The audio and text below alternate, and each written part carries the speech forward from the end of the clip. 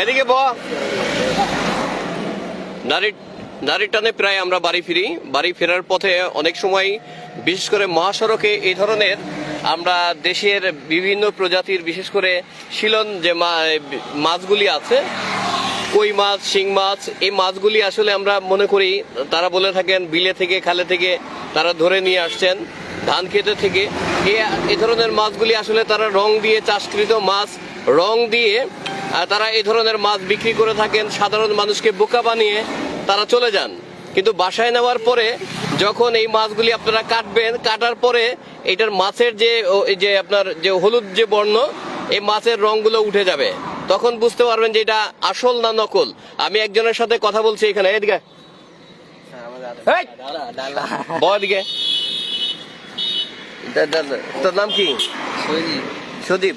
রং কতটুকু মিলাইছস? রং দিয়ে নেই স্যার। কই থেকে আনছো? এটা কি চাষের মাছ না? হ্যাঁ, চাষের মাছ। কি মাছ করে বেচো? দেশের বিলের থেকে ধরে নিয়ে আসো, এই কথা বলস? হ্যাঁ, প্রতিদিন কি পরিমাণ লাভ হয়? 2,000-4,000? আচ্ছা দেখেন, সে বলছে আসলে এই মাছগুলো হচ্ছে, ছেলেটা আমাকে সব স্বীকার করেছে, এটা আসলে চাষের মাছ। এই চাষের মাছগুলো তারা একটু রং দিয়ে এই শহরের মানুষগুলোকে, যেহেতু তারা দালান কোঠার মধ্যে সবসময় থাকে, এই শহরের মানুষগুলো অনেকটা বোকা হয়ে থাকে। নারীর টানে যখন বাড়ি ফিরে তারা দেশীয় মাছ হিসেবে মাছগুলো ক্রয় করে থাকেন। এই মাছগুলো আসলে চাষকৃত মাছ। এই মাছ কি চাষের মাছ? হ্যাঁ, এদিকে টাকা।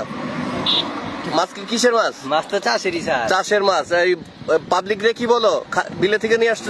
আমরা নিয়েছি, যারা মাছ চিনে এরা তো চিনি না। তোমরা কি বলো, মানুষকে কি বলো? মাছ তো যারা বিলের মাছ এটা বইলা বিক্রি করো?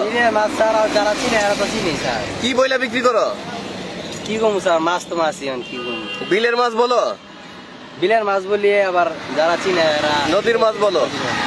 আচ্ছা, এই মাছগুলা এখন এই যে আপনারা দেখছেন যে মাছগুলো, এই যে রং, এটা কিছুটা আপনার যখন আপনি লবণ দিয়ে রাখবেন, মিনিট 5-এর মধ্যে এই যে রংটা, এই সোনালী যে বর্ণ আছে, যেটা দেওয়ার পরে দেখা যায় যে আপনার অরিজিনাল বা দেশীয় মাছ হিসাবে গণ্য করা হয়, এই রঙের হলুদ বর্ণটা চলে যাবে প্রত্যেকটা মাছ থেকে। এই মাছের রং, এই দেখেন একই মাছ, ইতিমধ্যে এখান থেকে কিন্তু তারা এটা রংটা আলাদা হয়ে গেছে।